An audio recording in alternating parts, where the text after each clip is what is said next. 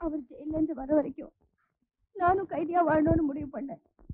ஆனா அப்பா கையில துடிச்சுக்கிட்டு சுட்டுக்கு வேணும் மிரட்டினதுனால எனக்கு என்ன பண்றதுன்னே தெரியல. வெளியில வந்துட்டேன். என்னைக்கு நான் சுந்தர மனசால நினைச்சேனோ அன்னைக்கே நான் அவருக்கு மனைவி ஆயிட்டேன். என் புருஷனை என்னால டைவர்ஸ் பண்ண முடியாது.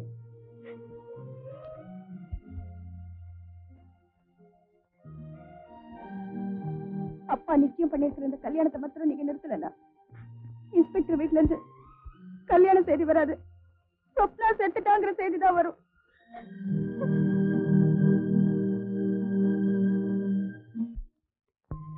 சாப்பிட பிடிக்கல. ஏன்? மனசு சரியில்லை. இருக்கிறத எல்லாம் பொறுக்கி போட்டு மாப்பிள்ளை வெளியே வர்றதுக்கு எல்லா ஏற்பாடும் பண்ணியாச்சு.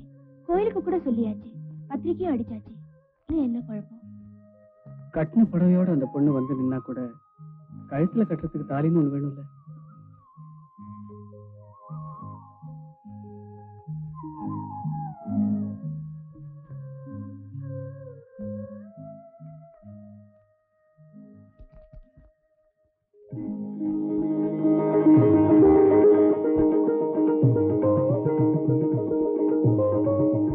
என்ன மாதிரி ஏழை பொண்ணுங்க இத்தனை வருஷம் தங்கத்துல தாலி தொங்குறதே பெரிய விஷயம்.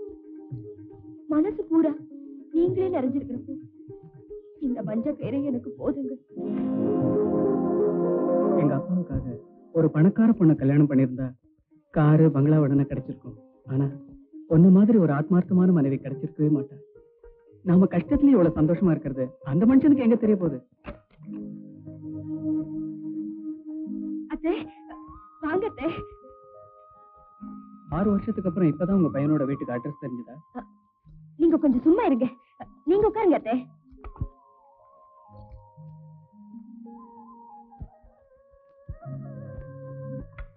சாப்பிடுங்க அத்தை. 6 வருஷத்துக்கு அப்புறம் தான் எங்க கல்யாண சாப்பாடே உங்களுக்கு போட முடிஞ்சது. மம்மி டேய் இங்க பாடா. உன் பேர் என்னையா? சாப்பிடுங்க அத்தை. சாப்பாடு எதுக்கு? ராஜா, என் பொண்ணு கல்யாணத்துக்கு உங்களை கூப்பிடலான்னு வந்தேன். இப்போ உன் தங்கச்சி கல்யாணத்துக்கு நான் வர்றேன்.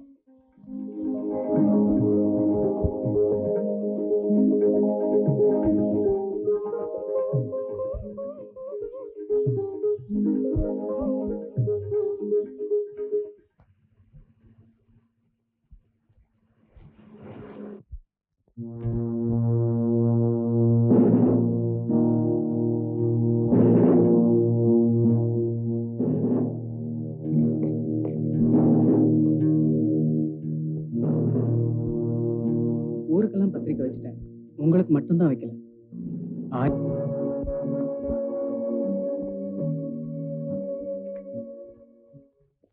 அதுல இருக்கிற நியாயத்தை சொல்லிட்டு போகும்.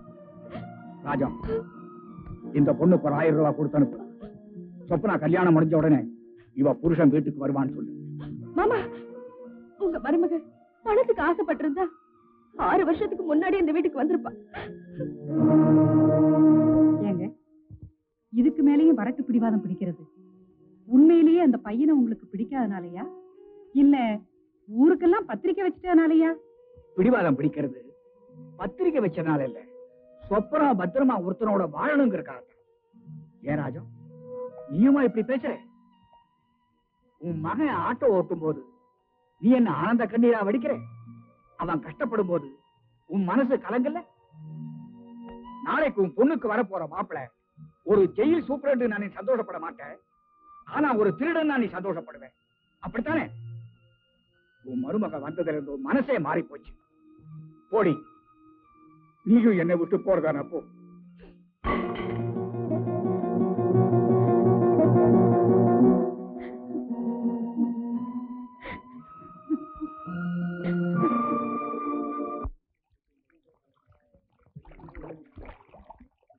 ஊருக்கு போயிட்டு வந்து என்னடா விசேஷம்? பெருசா ஒண்ணும் சொல்ற மாதிரி இல்ல. உன் பொண்டாட்டி தான் 3 மாசம் முழுகாம இருக்காளாம். எப்படா? டேய், நான் ஜெயிலுக்கு வந்து 6 மாசம் ஆச்சு.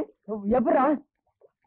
இங்க இருந்துட்டு இவனை கேட்டா எப்படா தெரியும்? ஊருக்கு போய் அக்கா வீட்டுல விசாரிச்சுன்னா உண்மை புரியுது. எனக்கு ரொம்ப நாளாவே இந்த மீசக்கார மேல சந்தேகம். அவனை நான் சும்மா விட போறதில்ல.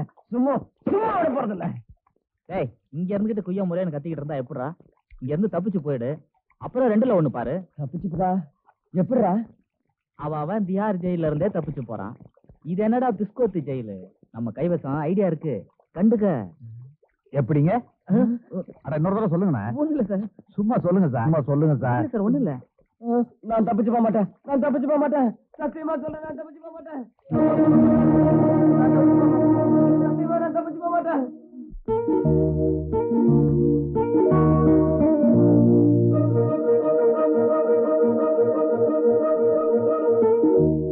ஒரு பொண்ணோட மனசை சாகடிச்சுட்டு அவ கழுத்துல தாலி கட்டுறது எந்த வகையில நியாயம்? நீங்க படிச்சவங்க, இதுக்கு மேல நான் ஒண்ணும் சொல்றதுக்கு இல்ல. காஃபி எடுத்துங்க.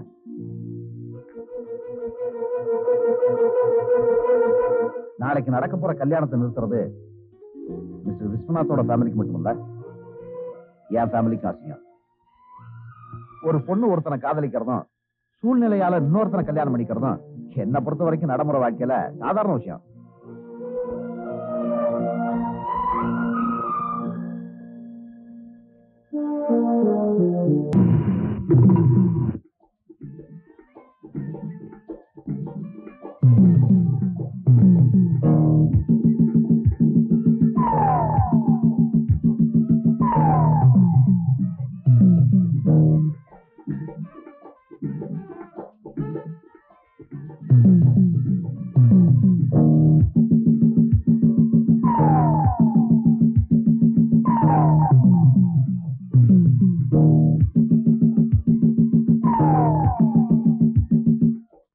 தொடைய மாட்டிக்க, நாங்க மாப்பிள்ளை பார்த்துட்டு வரோம். ஏய் வாங்கடி போலாம்.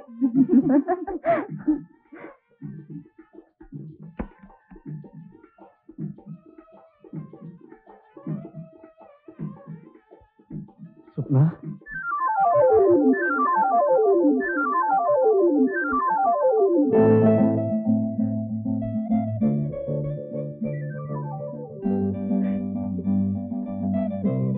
சுப்னா,